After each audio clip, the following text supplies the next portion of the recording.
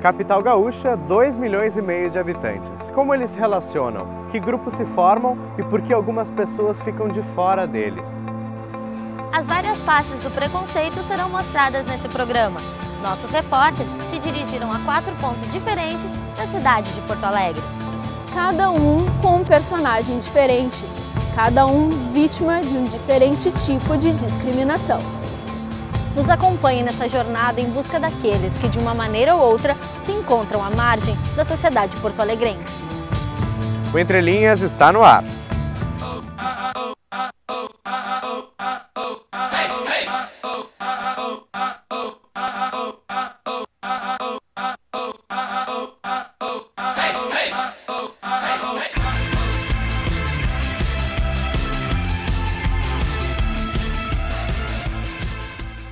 Nossa equipe de reportagem foi até a zona de prostituição de Porto Alegre para descobrir como é o cotidiano dessas pessoas que têm a prostituição como seu ganha-pão.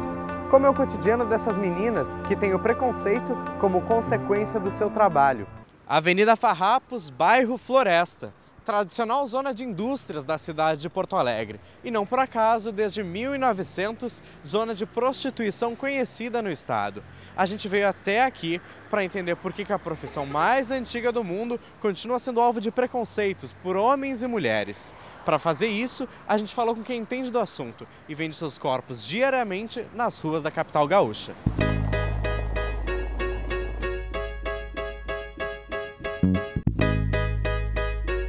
Natália trabalha todas as noites e vive uma vida dupla. Começou na prostituição com apenas 16 anos. Sentem esse preconceito no dia a dia? Não, a gente até ao contrário, é muito bem tratada das pessoas normais, assim, a gente é bem tratada, não tem preconceito nenhum. Até porque é só aqui que eu sou assim. Em casa, nada a ver, eu faço faculdade, então eu não tenho preconceito nenhum, ninguém tem preconceito comigo. Outro exemplo de prostituta que depende do seu ganho na rua para bancar os estudos é o de Mônica. Foi por acaso que nossa equipe encontrou a garota de programa em um dia especial para ela. Hoje eu tô bebendo, mas comemorando a minha formatura, sabe? Mas tem... Tá te formando? Tô me formando direito. Sério? Parabéns. Obrigada. Então eu digo assim, ó, tem umas que bebem porque são drogadas mesmo, né? Tem outros que não. Eu mesmo bebi, tô bêbada falando com vocês. Mas é porque eu tô faceira, entendeu? Mas geralmente, daqui pra lá, tu pode saber que alguma vai cheirar, alguma vai fumar uma pedra, alguma vai fumar uma maconha, entendeu? É inevitável. Se a vida das mulheres que se prostituem já é difícil, a dos travestis que trabalham vendendo o corpo é ainda mais. Além da hostilidade que tem de conviver no dia a dia, afirmam que é uma das únicas saídas profissionais para um travesti.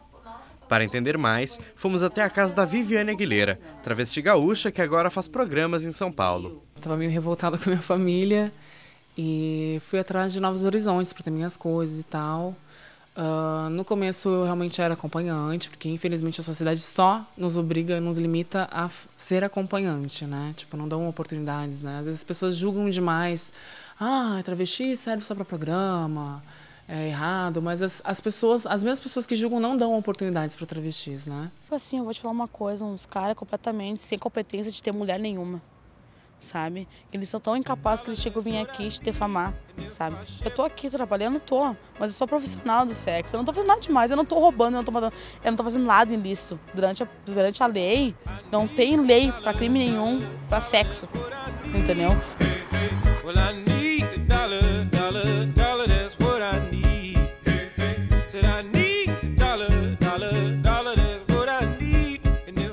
No país da diversidade, onde a mistura de culturas e cores é representada por diferentes crenças, ainda se convive com a desconfiança daqueles que desconhecem a fé.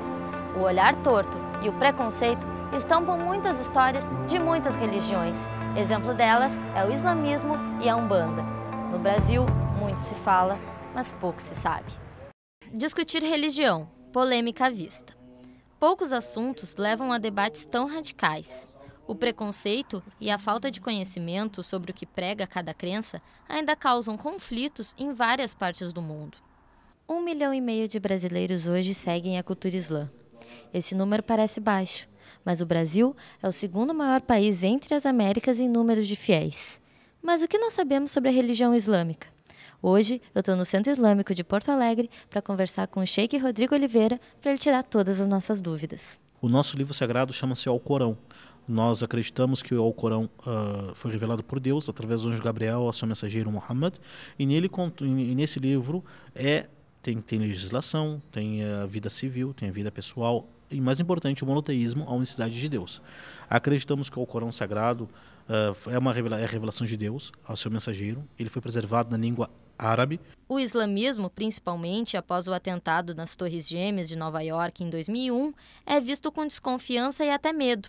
Bombardeada pela mídia, é comum que o público associe a religião a atos terroristas. As regras morais que levam os muçulmanos a punir seguidores com chibatadas também ajudam a criar uma imagem distorcida da crença. Porque muitas pessoas falam do Islã e dos muçulmanos, não aquilo que elas leem e nem aquilo que elas entendem. Falam aquilo que alguns meios de comunicações colocam na mídia. Mas o preconceito religioso não atinge exclusivamente os muçulmanos.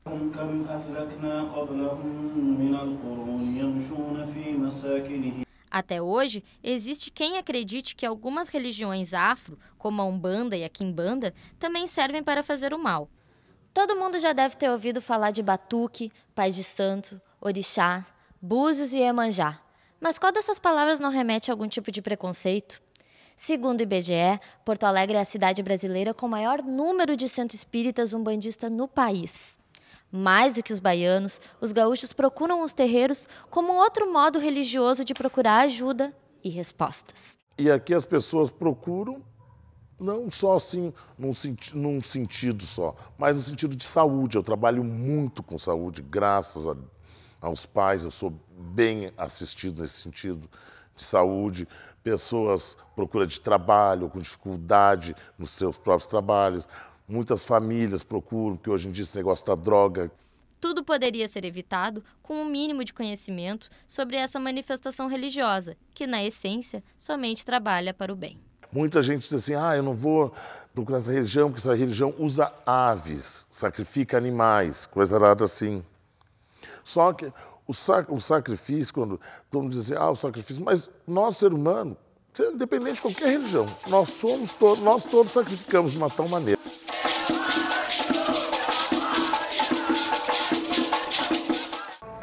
Mesmo que a população brasileira seja composta por maioria de mulheres, elas ainda encontram barreiras quando a questão é profissional, principalmente se elas forem negras, por causa da discriminação de gênero e etnia. Segundo o IPEA, cerca de 33% das famílias brasileiras são chefiadas por mulheres. O triste dessa história é que a maioria delas recebe metade do que os homens recebem, mesmo quando exercem os mesmos cargos. A situação ainda é mais crítica quando essas mulheres são negras por causa da dupla discriminação. A diferença salarial pode chegar a 67%, o que as deixa mais vulneráveis na linha de miséria e da falta de assistências básicas como saúde e educação. Deise é jornalista e ativista social. Ela explica que a discriminação no Brasil é uma questão cultural, já que somos de origem patriarca e escravagista. Eu falo que a questão vai muito além do preconceito. O Brasil é um país racista por excelência e também é machista. E nesse contexto, nós, enquanto mulheres negras, somos as maiores vítimas dessa sociedade, abaixo dos homens negros, abaixo das mulheres brancas. Todos os aspectos, na questão econômica, na questão de saúde, na ascensão profissional. Harold é representante da ONU na América Latina e enfatiza que a organização está acompanhando de perto todas as ações de combate ao preconceito. A ONU tem todo um trabalho de 1948 com a Declaração Universal dos Direitos Humanos. E essa declaração, essencialmente, estabelecia que todos os seres humanos são iguais. E apesar de que todos os países do mundo tem acolhido a Declaração Universal dos Direitos Humanos, tem dentro dos países muitas diferenças entre grupos. E no Brasil essas diferenças têm um determinante racial, muito forte de gênero e racial. E então nós, basicamente, apoiamos os esforços da sociedade brasileira para garantir que todas as pessoas têm os mesmos direitos, que todas as pessoas têm as mesmas oportunidades e que finalmente que o país pode se desenvolver.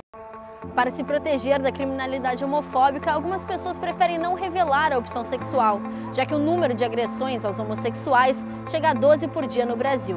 Mas mesmo assim, há quem não tenha medo de se esconder.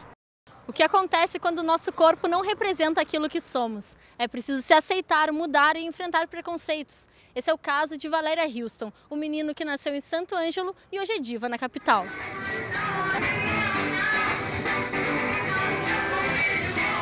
Desde criança, a paixão pela música fizera parte da vida de Rodrigo Barcelos, um menino de voz aguda e delicada que ensaiava Elis Regina. Mas não era só a voz que dava destaque ao músico. Rodrigo, ao se olhar no espelho, não se identificava com a imagem refletida. E para conquistar o espaço desejado, o cantor precisou ser mulher, subir no palco e expressar o talento.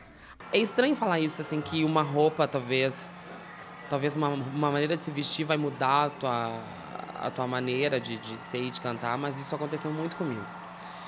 Acho que muito mais por eu me sentir melhor, por eu me sentir bem como eu estou agora, do que antes. Então, eu tive que tomar essa decisão na minha vida. Eu passei dificuldades, sim, claro que eu passei. Muitas. Por deixar essa situação cômoda, financeiramente cômoda que eu tinha lá, mas que eu não estava feliz.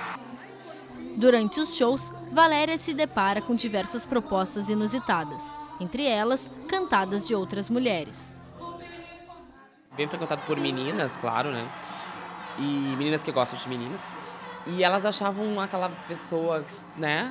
Uma pessoa carne nova no pedaço, cantando. Olha, eu vou dar em cima dessa... Então, muitas meninas deram em cima de mim logo que eu cheguei aqui. E quais foram as suas reações? Eu acho engraçado, eu acho ótimo. Acho que ninguém melhor que uma mulher que gosta de mulher para dizer que eu sou mulher mesmo, entendeu? Apesar das diferenças, o amor ainda supera o preconceito. No bar Venezianos, a cantora encontrou Luiz, que se apaixonou pela voz, jeito e beleza de Valéria. Só tenho a dizer pra ela que eu amo muito ela. Ela sabe disso, eu amo ela demais. Valéria comenta que a diferença com os travestis é reflexo de uma visão pejorativa e que muitas vezes remete às ruas. Elas acham que por eu ser travesti eu tenho que me prostituir. Eu não posso ser uma cantora, eu não posso ser uma professora. Eu conheço uma travesti que é professora há muitos anos já, Marina, o nome dela. E ela sempre fala e esbarra nisso também. Que, de uma certa forma, as pessoas olham para ela e já imaginam a rua, a prostituição. A gente, para mostrar isso, que o travestismo e, enfim, as diversidades sexuais não tangenciam só a marginalidade ou a prostituição, que a gente pode ser muitas outras coisas. Como eu te disse antes, a gente pode ser tudo aquilo que a gente quiser, só depende da gente. A história de Valéria é um exemplo de como quebrar com os paradigmas da sociedade. A cantora mostra que os valores não dependem da opção sexual e que o mais importante é certamente ir atrás dos sonhos, seja você homem, mulher ou travesti. Ainda somos os mesmos e vivemos, ainda somos os mesmos e vivemos como os nossos pais.